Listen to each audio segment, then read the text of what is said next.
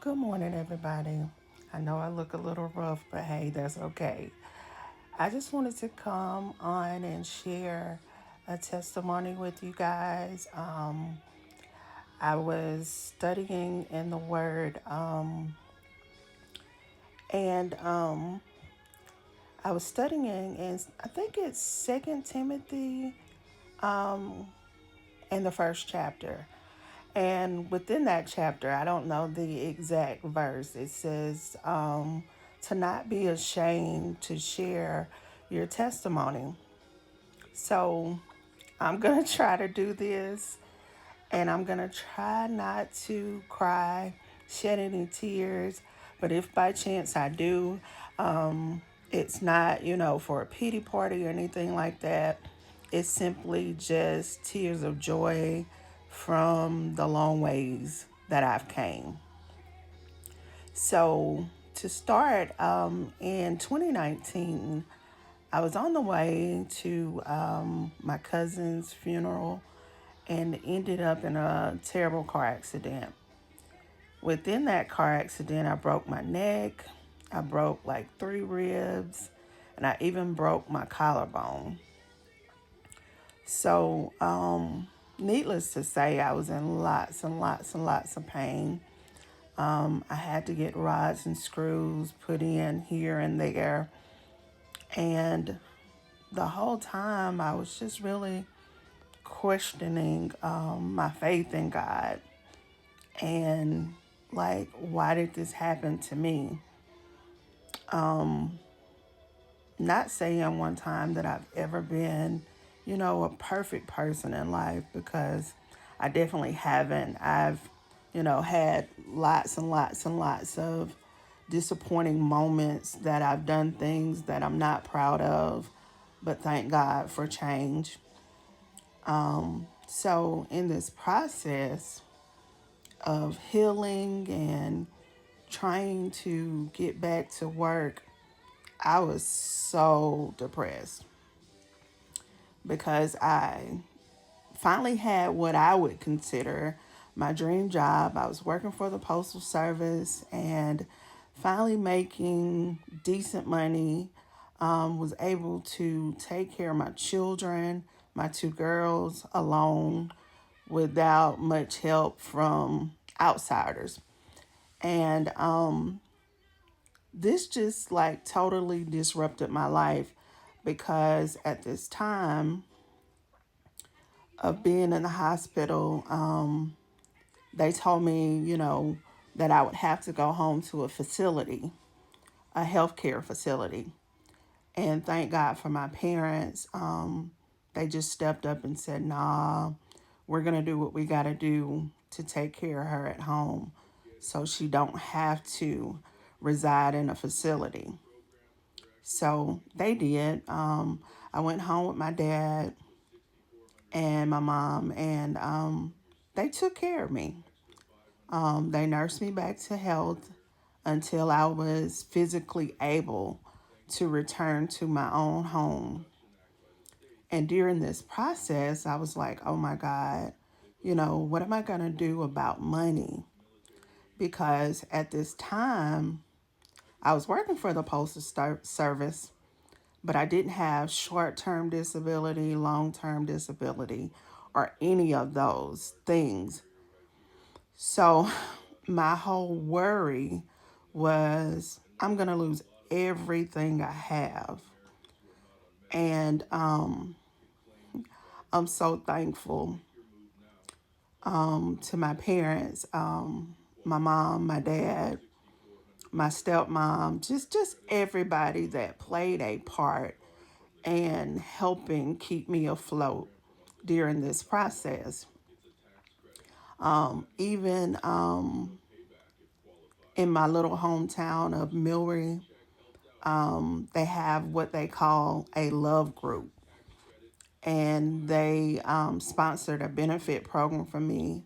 I was so sick, I wasn't able to attend, but the proceeds that they raised for me, I was able to pay my rent because at that time I was renting, And I was able to pay my rent for like 3 months, take care of my utility bills, and so on and so forth. And I didn't have that worry.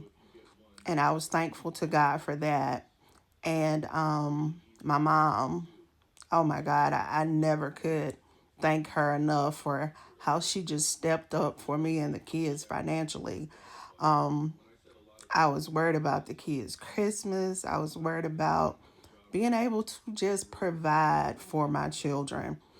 And my parents just stepped up to the plate, helped took care of my kids. I finally got back on my feet, and I was able to return to work about, I say about almost a year later. I think it was more like about 8 or 9 months later. And God just stepped in yet again. And I was trying to return to the office that I was working at the time of the accident. And when I tried to return, the postmaster was just like really reluctant to let me come back because they didn't think that I could handle the workload. And it was a really big office, and we would, during Christmas time, sometimes we would do about 7,000 packages on a daily basis. But this other little small office in a town called Escataba, Mississippi, had an opening, and the postmaster suggested that I go there and speak with the postmaster there about becoming her clerk. And I did.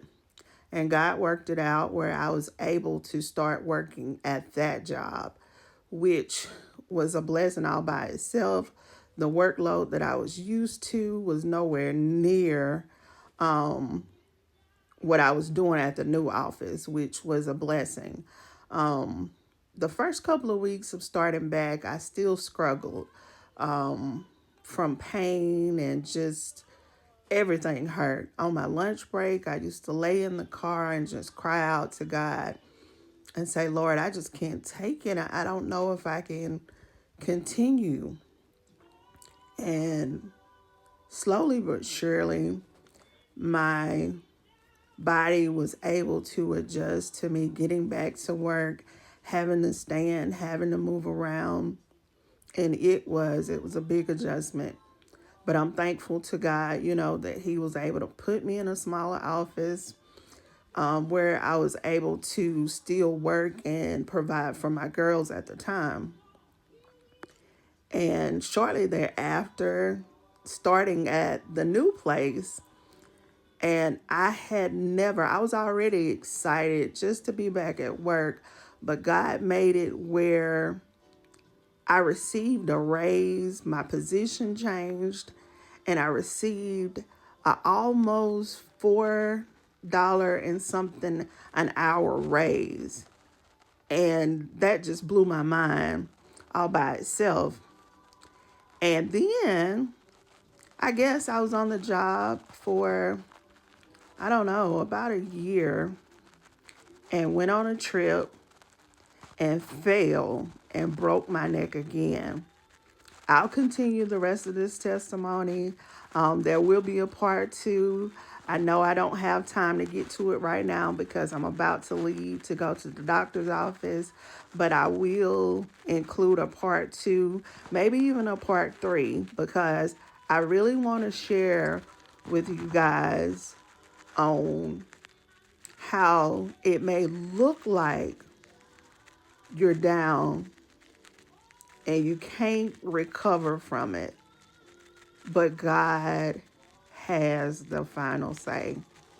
You guys have a blessed day. And when I get a chance, I am going to repost.